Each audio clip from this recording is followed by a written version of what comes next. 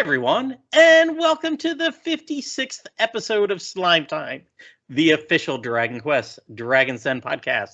This is Plattym3. And this is Liamland. So at this point, everyone would have heard the news. I'm going to try and hold it together. I know. I'm going to try and hold it together because it could get emotional in here, but it was announced that Dragon Quest X is getting a Western release outside of Japan. That's right, man. Completely surprised by this. Like, I totally broke my It's Not Coming stamp. I mean, we've been asking for this for how many years now? 10? 11? Oh, yeah, definitely. So at this point? Yeah, I mean, it makes that whole 35th anniversary news where it looked like we were going to get it and then we didn't. It really, I'm okay now. I've made peace with that now that we're actually getting it. I mean, it's not like we've gotten anything else from that announcement. I know. But hey, we got this. Woo! Yeah. So it was confirmed that we're getting both the MMO and the offline versions, and they'll at least launch with the offline version and version 1 of the MMO. So that's pretty exciting. And I mean, of course, we all know which version we're most excited about, right? Of course. Woo-hoo. Yeah. The offline. MMO. What? No, the MMO. The MMO. No, the offline. Really? Offline. Oh, I don't want to play with people. People suck. I want to play with people. Well, we'll leave that as it may be. But well, I mean, I want to play like DQ9 style, but online with other folks. I think that'll be pretty cool. That'll be a lot better than being like, ooh, I want to play like Dragon Quest of the Stars style with other people. Oh yeah, that was rough. Yeah. Well, so let's talk about what we're excited about regarding the game. All right. Well, I'll start and we'll kind of go back and forth here. One of the first things I'm excited about, I can try a new race. I don't have to be that ogre. I think you could change races or something in the game, but yeah, I couldn't freaking understand barely what I was, saving at the end. So whatever. Really? You could change races in the MMO. You could. I didn't realize that. I thought you had to pick one and kind of go with it. I think there was like later on. I mean, I know I turned into a human for a while, so maybe there was an option. I mean, I barely got through version 1, so, but I did the ogre, which after a while, in retrospect, it was like I felt like I did the default. Isn't that like all the stuff I saw? I was like, oh, this is just like all the promotional videos. Maybe I should have been the Weddies or somebody else. So yeah, I'll pick a different one this time. Yeah, I haven't decided yet what I'll do because I played like all of like 5 minutes of the Japanese version before I realized that like I might have to lose my trial game if I didn't connect it properly with the purchased version. So you didn't even get to the picking a race thing. Yeah, no, I didn't. I was like exploring the town and trying to Google translate everything. But like I was had I played the Japanese version. Now I don't have to. I'm gonna play the Western release. But I think the race I probably would have gone with would be either been the elf or the Weddy. I'm not really sure yet. But yeah, I guess I have a little bit of time because they don't have a set release date yet. So it'll be exciting to look into the different races and see what the possibilities are. Yeah. Another thing I'm looking forward to, all that awesome chibiness. Give me those little chibi guys. They're so cute. Little chibi Weddy, little chibi human. Yeah, chibi I don't know. I'm more of a fan of the MMO style full size characters. Yeah. Touche. I get that. I'm also kind of looking forward to playing that offline and just never having to deal with anybody in their shit. I don't. All right. I don't want to buy that piece of platinum mail that you've been sweating around for in the last 40 hours. Like, I just want to. I want to go to the store and just buy my new fresh one. How does it work? Is there a host and can you kick people out if they're like in stars?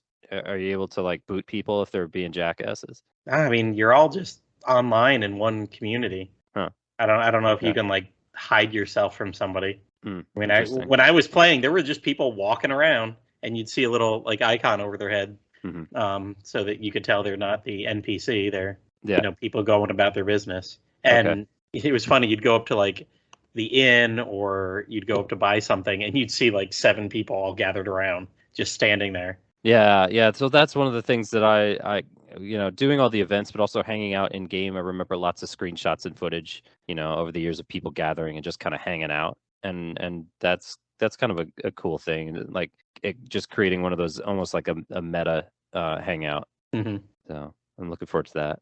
I'm excited to not have to Google Translate everything. Maybe Yeah. and that'll let me get more into the crafting and the weaponsmithing and doing like the kind of different jobs that you can do, because most of the equipment is basically geared off around, I thought it was around your what your job was and like what level you were, because I started going on like level 35 quests to get the level 35 armor, helmet, whatever for my ogre warrior. And cool. I don't think I ever got that full line of equipment, because it's so much going back and forth and Google translating and then reading sheets of printed out, like, oh, this quest and this quest and this quest. It was and so by the time I was like, oh, I could actually opening up weaponsmithing and go in there, and I made a couple things, but I couldn't read the ingredient list, and my Google translating brain was about over it by the time those kind of things came around. Yeah, and so much gets lost in translation with Google Translate, so it'll be exciting to see the fully localized version. If you ever get nostalgic, though, you can switch it backwards and look at it in Japanese in Google Translate. Yeah. No, then I'll probably then I would like Google Translate that, like maybe have my iPad on it and then my phone on the iPad on the Switch, like translating the translation of the translation. I'd probably get it called Platinum shit again. That was really fun. Hey, Platinum shit. Oh, wait. What was the deal with Platinum shit? Well, I tried to, when I did the game, I looked up the Japanese name for Platinum King Slime. Okay. And it was, and I typed it in I guess kanji or whatever, but the character limit was one off. Like I couldn't get the last one in. So I got called Platinum blank by so many different people. Like Google Translate always translated it differently. It'd be like platinum person, platinum boy, platinum shit, platinum platinum moonchi. I don't know what the platinum was very clearly in there. I did that part right, but leaving off one kanji at the end definitely made the translation an interesting one, depending on the angle I was holding my phone. So you're walking around in the Japanese MMO, and there's a bunch of people like who think your name is Platinum shit. Like Japanese people. Who... I don't know if they just thought I was, a piece of shit, or was I the shit? But I don't know the connotation of that. But I definitely got called Platinum shit by quite a few NPCs. Awesome. So the other thing that I'm pretty excited about, I don't know if you've ever seen any of Ryan Molina's DQ10 videos, but he features some professional voice actors in his videos, and it really shows you the possibilities of what they're able to do, because he makes it feel like it's a real official release. So I'm really excited to see what Square Enix is going to do with the release in terms of voice acting and everything. I mean, hopefully they're hiring what is it, Schlock International, isn't that it? That has done the Dragon Quest for a while. Awesome. That UK company, again, they've done a lot of good job. They seem to be on speed dial for a bunch of the good old Squeenix people. I can't wait to get in the casino, by the way. Once again, understanding what's going on and, not betting every bit of money that I had would be nice. So you can lose all your money. Yeah. You can lose all your money in English now. But at least I would know how it went down. Be like, I don't know what happened. Frickin' went up and pulled a lever and it just all disappeared. And it's gone. At least I want to, I want to read how it went down the toilet. Yeah. I'm excited about just anticipating all the subsequent version releases, because they're not going to release them all at once. That wouldn't make sense. They'll release them as separate packages that you have to pay for separately. Because they need to support those servers and everything. So that'll be cool to see. I know we don't get Anna Lucia in the first in the first version, right? We get her in and she starts in the second. If I remember correctly. I think you were exactly right. I think she's a version 2. Yeah. Onward. That's cool. That'll be cool. Yeah, I'm looking forward to seeing her. Also, like, there's version 1. What I had access to when I was playing version 1, there's 10 main towns. There's like a town that's got a lower tier quest to go on and a town with a higher tier quest. One for each of the 5 races. Okay. So, and to beat version 1, you needed to get, I think it was crests or whatever. It wasn't orbs, but you had to do the main story quest for 6 of those towns. You had to do all 5 of the lower level towns to see the story going on, and the Weddy and the Ogre and the whatever beginning towns. But you had to complete 1 of the secondary towns to get access to the final boss of version 1. And at the time, I was like, well, I'm doing pretty good on this. I've done this in like 12 days. I think I'll go to the other 4 secondary towns, or second tier towns, because you can do all this in version 1. It's all there. So I'm assuming that will all be there in the offline version too. So there's 4 towns that I haven't been to and neither seen nor heard their main story problems. So, it's kind of all there if you wanted to pick. I did since I was an ogre, I went to the ogre secondary town. I figured, why not? I'm on this continent to begin with, so might as well do theirs. Awesome. Yeah, that kind of leads me to another thing I'm excited about with the Western release is that there's a lot of exploration. There's a lot of worlds. There's a lot of world to traverse. I know you said it was so big that like it's kind of a pain to walk around a lot. It is, but then you get until you get some sort of vehicle. It starts off with a hoverboard, and then really? Oh yeah, like it's a hoverboard. Like you're literally on just hovering around. You're Back to the Future 2ing around. Yep, and then I know, what is it, like, was it Ryan or I remember Austin talking one time, and it might have been when he was talking to Ryan, like just getting taken around by somebody in their car, because you can it's a mount in a lot of different MMOs. You start getting better mounts. Yeah, you start with this mysterious little hoverboard, but later on you can buy better ones, fuse better ones. And so like you can jump on somebody else's like hoverboard and they'll take you around, or apparently that was a thing. Ryan, I remember Austin was talking about, and I remember he had Ryan on the show like 2 years ago before I'd even played, and I don't know if it was Ryan who took him around in his car or another player that they were friends with online that like just took him around to see a bunch of the areas, like hop in the car and we'll drive you around. But I mean, I was zipping around on my little hoverboard, and yeah, there were people coming in on all these different kind of stuff. So yeah, I'd see them like just heading to the city and then disappearing as they went into the city. Their mount would disappear. So yeah, not everybody was on the same device. You could tell all the noobs like me, all of us platinum shit. You could reenact the chase scene with one of Biff Tannen's relatives. As long as he's an NPC. Yeah. Be good.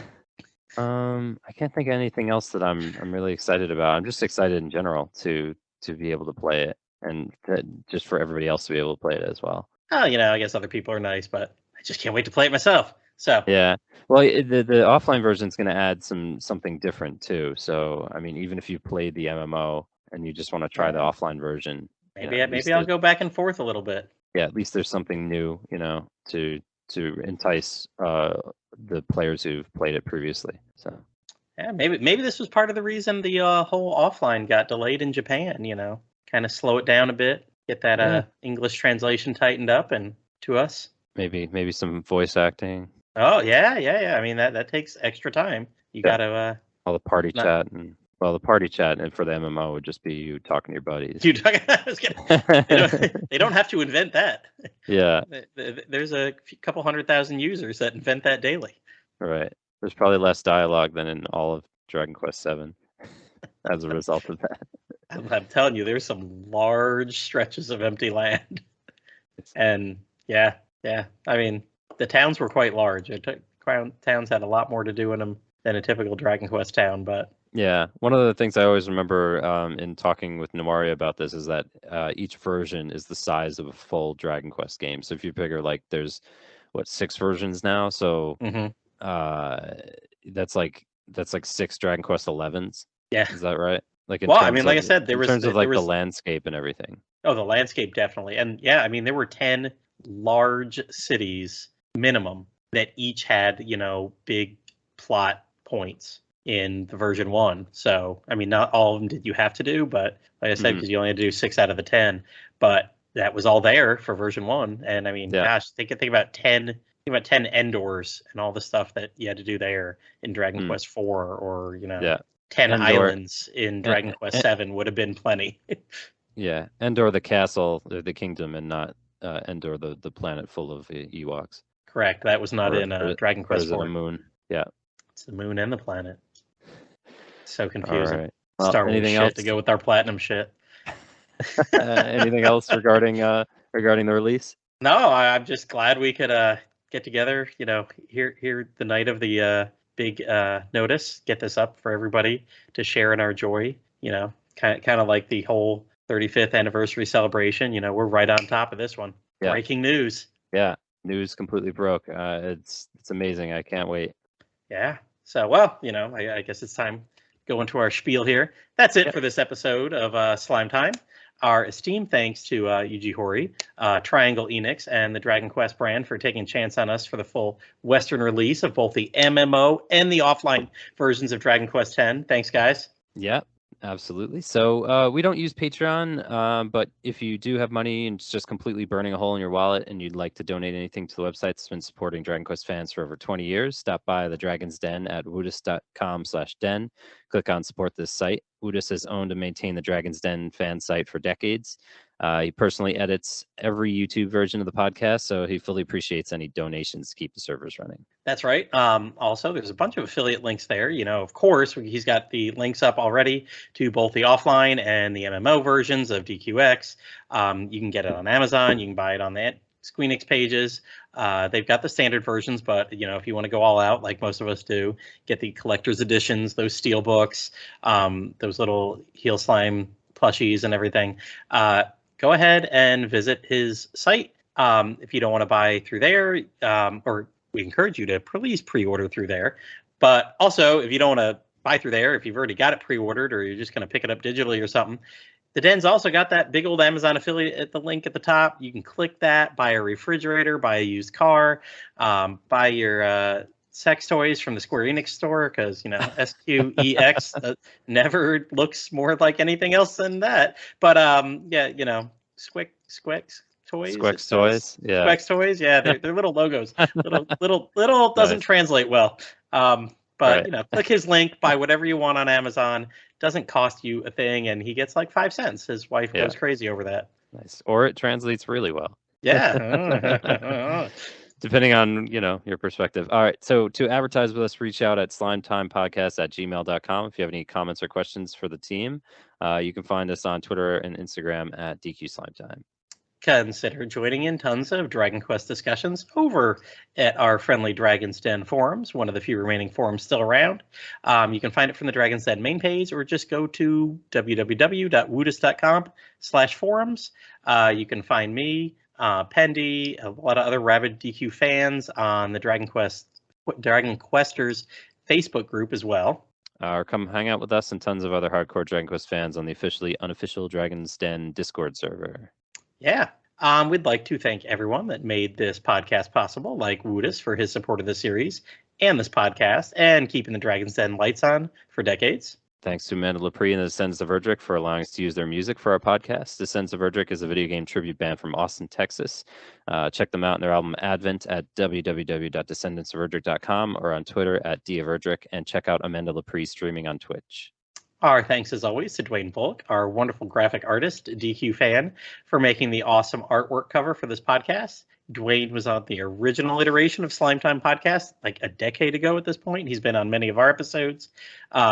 This reboot, you can check out more of his work at Dwayne Art on Instagram, or go to his website, dwaynebullocart.bigcartel.com. And if you're looking for more Dragon Quest Slime Time, check out our earlier episodes on Dragon's Den, Anchor FM, Apple Podcasts, Audible, YouTube, and more. And check out our brothers and sisters in arms over at the Slime Time Side Quest podcast. Their latest episodes are available now. Bye, everyone. Dragon Quest Slime Time, sliming off.